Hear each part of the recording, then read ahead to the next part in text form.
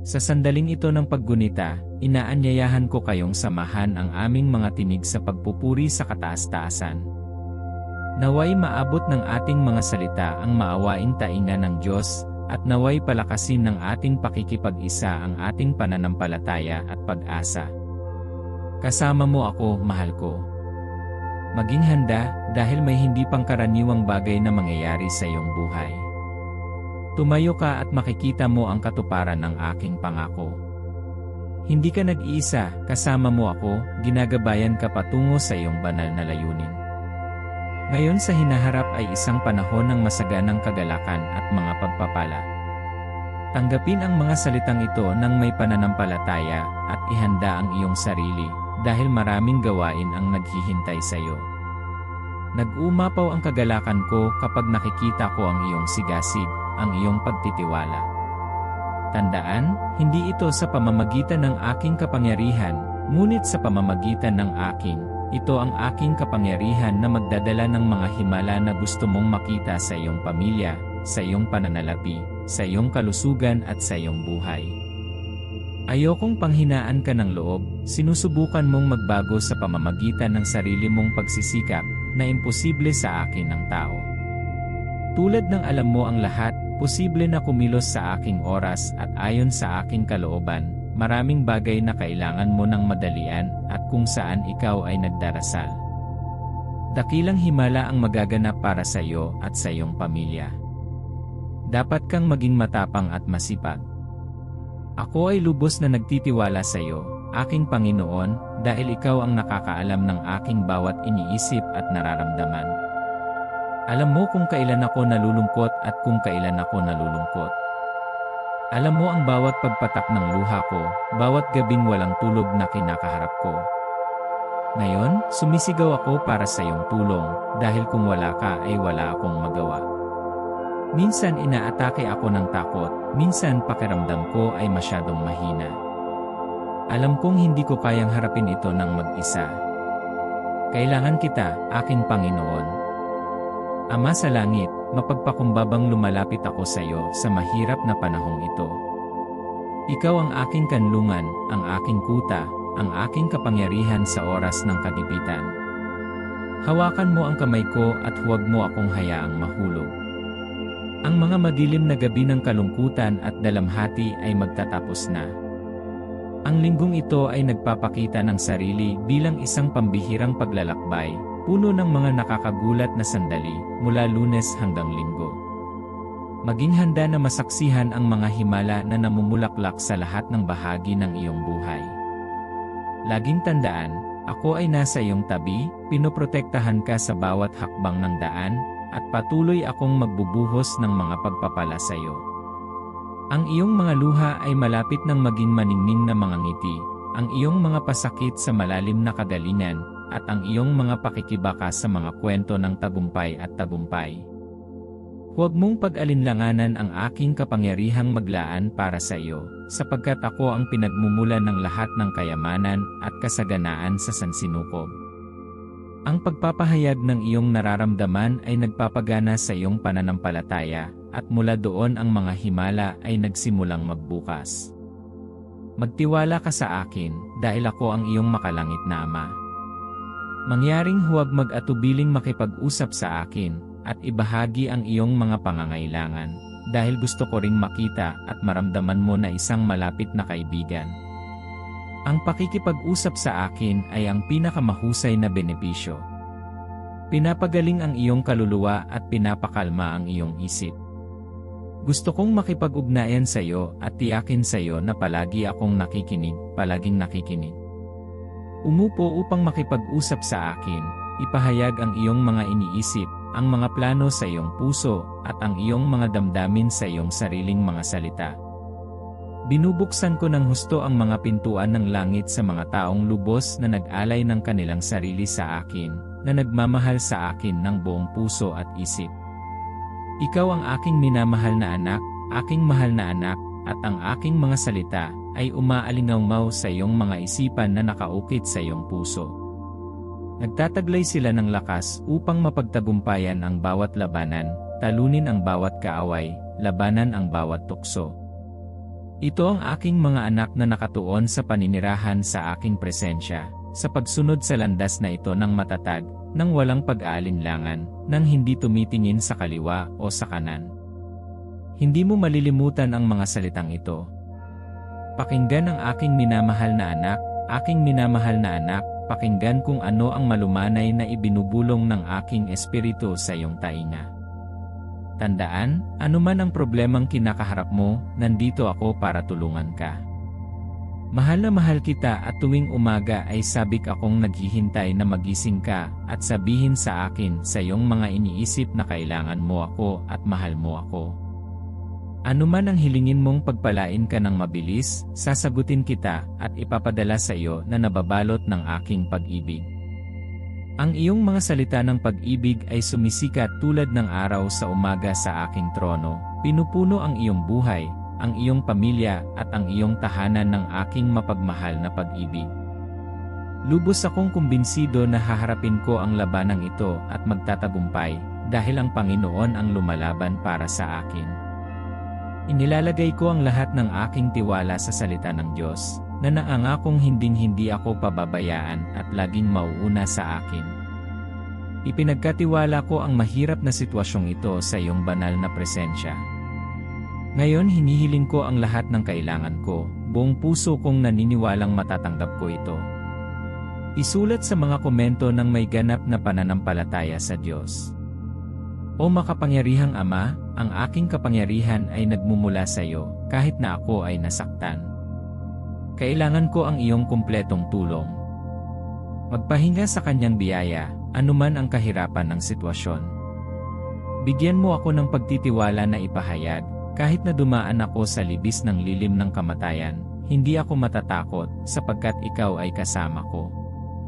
Ang iyong presensya at ang iyong patnubay ay umaaliw sa akin. Hayaan ang aking puso na magnilay-nilay sa iyong salita araw-araw.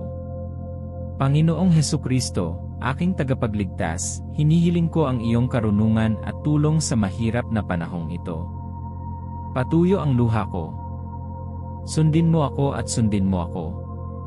Hindi naman ganoon kahirap at hindi ka mabibigo. Ipinapangako ko na ang pagsunod sa akin ay magdadala sa iyo ng kapayapaan. Ang iyong pananampalataya ay magbubunga ng pasensya at katahimikan. Kung pinanghahawakan niyo ng mahigpit ang aking mga salita, at isinasabuhay ang aking mga utos, walang sinuman ang makakapagpahiya sa inyong mga kaaway ay atras kapag nakita nila kung paano ko sila pinrotektahan. Itaboy ang takot at harapin ang iyong mga hamon ng buong tapang. Alam kong dumaranas ka ng mahihirap na panahon at narinig kong umiiyak ka ng tahimik na nagsasabi sa akin na pagod ka na at nawawalan ka na ng gana na magpatuloy. Piliing hanapin ako, magtiwala sa akin at manatiling matatag sa iyong mga desisyon. Maghanda para sa bahanang kaunlaran sa pananalapi, masiglang kalusugan at tagumpay sa lahat ng bahagi ng iyong buhay. Maging handa na tumanggap ng bahanang mga pagpapala na hihigit sa lahat ng iyong inaasahan. Kung naririnig mo ang mga salitang ito, alamin na ikaw ay papasok sa isang panahon ng malaking kasaganaan at walang katapusang pag-ibig. Ang mga alalahanin, stress, at mga gabing walang tulog na puyat sa iyo sa gabi ay malapit ng maging isang malayong alaala. Sumulong ng may kumpiyansa, alam na mahal at inaalagaan kita. Bago mo makita ang mga pagbabago at mga himala na mangyari, panatilihin ang pananampalataya, pag-asa at tiyaga, dahil ako ay nasa iyong tabi, gumagabay sa bawat hakbang ng iyong paglalakbay. Maniwala ka sa akin, mahal kong anak, na nagtatrabaho ako sa likod ng mga eksena, naghahanda ng mga solusyon at pagkakataon na lalampas sa iyong mga inaasahan. Ang mga pagbabago at himala ay maaaring mangyari anumang oras hanggat hindi ka susuko. Sumulat sa mga komento ngayon. Handa akong sumikat kung maniniwala ka sa mga salita ko ngayon. Ang paggaling ay patungo sa iyong katawan, ang tunay na pag-ibig ay naghihintay para sa iyo, at ang kasaganaan ay malapit nang dumaloy sa iyong pamilya. Ako ang makapangyarihang Diyos, may kakayahang gumawa ng mga dakilang bagay, at narito ako upang gabayan ka sa panahong ito ng pagbabago at pagbabago. Lahat ng iyong alalahanin at pangamba ay mapawi sa kapangyarihan ng aking pag-ibig. Sa pag-iyak mo ng desperado, binubuksan ko ang mga pintuan ng puso ko sa iyo. Kapag nakikita kita, nakaluhod, ang aking mga mata ay nagmumuni-muni ng may lambing, ang aking biyaya ay pumapalibot sa iyo. Ikaw ay may pribilehiyo, habang ang iba ay maaaring naninirahan sa pagkabalisa, mayroon kang kapayapaan at katahimikan. Kaya naman gusto kong magtiwala ka sa mga pangako ko, at maniwala ka na lahat ng ginagawa ko ay para sa ikabubuti mo. Palagi mo akong kasama. Ang kaalamang ito ay dapat magdulot sa iyo ng malaking kagalakan. Kapag tinawag mo ako, nandito ako. Manatiling matatag sa iyong pananampalataya at panatilihing bukas ang iyong puso upang matanggap ang mga pagpapalang darating sa iyo. Magtiwala ka sa akin at masasaksihan mo ang mga kamangha-manghang bagay na nangyayari sa iyong buhay. Humanda sa buhay na hindi mo inaasahan, simula pa lang ito ng isang magandang paglalakbay na malapit nang maganap sa iyong paningin. Ang aking presensya ay pumapalibot sa iyo at ang banal na espiritu ay pinupuno ka ng buo. Hinding-hindi kita iiwan o pababayaan. Maging handa. Habang ang iba ay pinangungunahan ng takot, masasaksihan mo ang mga dakilang himala. Ang mga trompeta ay tumutunog, ang iyong pagpapalaya ay malapit na, ngunit ngayon manalangin, maniwala, magsikap, mabuhay, magtiwala sa aking salita. Walang imposible sa akin. Mahal kita, sabihin mong mahal mo ako. Ito ay nagpapasaya sa akin na marinig mula sa iyo. Ang aking pag-ibig ay nagpapagaling sa iyo, nagpapakalma sa iyo, humahawak sa iyo, gumagabay sa iyo at umaangat sa iyo. Hinding-hindi kita iiwan ni pababayaan. Maging handa. Habang ang iba ay nilalamon ng takot, makikita mo ang mga dakilang himala. Ang mga trompeta ay tumutunog, ang iyong pagpapalaya ay malapit na, ngunit ngayon manalangin, maniwala, magsikap, mabuhay, magtiwala sa aking salita. Walang imposible sa akin. Mahal kita, sabihin mong mahal mo ako.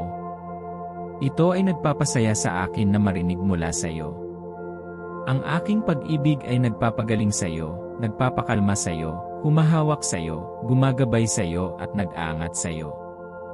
Maniwala ka na ang tagumpay ay nasa iyong pintuan, aking anak. Panatilihing hindi matitinag ang iyong pananampalataya at matapang ang iyong puso sa panahong ito. Alamin na mas malapit ako kaysa sa iniisip mo. Maaaring umungol ang kalaban, ngunit mas malakas ang aking pag-ibig. Kasama mo ako sa bawat hakbang mo. Patuloy na sumandal sa akin, magtiwala sa aking pangako, at maniwala na sa kabila ng mga paghihirap, malalagpasan mo. Huwag mong hayaang hadlangan ka ng mga pag-atake ng kalaban sa aking mga plano para sa iyo. Ang aking mga plano para sa iyo ay para sa kaunlaran at hindi para sa kasamaan. Habang sumusulong ka sa paglalakbay na ito, laging isaisip ang pagmamahal ko sa iyo. Ako ang iyong gabay, iyong tagapagtanggol at iyong pinakadakilang tagapagtanggol. At patuloy kitang pagpapalain at poprotektahan sa lahat ng oras. Kaya, huminga ng malalim, panatilihing hindi matitinag ang iyong pananampalataya, at maging handa na masaksihan ang pambihirang pangyayari sa iyong buhay. Ang mga dakilang bagay ay paparating para sa iyo, mahal kong kaibigan. Magtiwala lang, maniwala at tanggapin ang mga biyayang ibinibigay sa iyo sa panahong ito. Pinili kita para pagpalain ka, dahil sa paggawa nito ay pinili kong mahalin ka at iyon ang ginagawa ko. Hindi ako naglalaro sa iyong damdamin o nag-aalok ng mga walang laman na pangako. Buksan mo ang iyong mga mata at tingnan mo, ako nga. Paglalagay sa harap mo ng isa. Regalo mula sa sansinukob, aking pag-ibig, aking kapatawaran, aking biyaya at aking kaligtasan.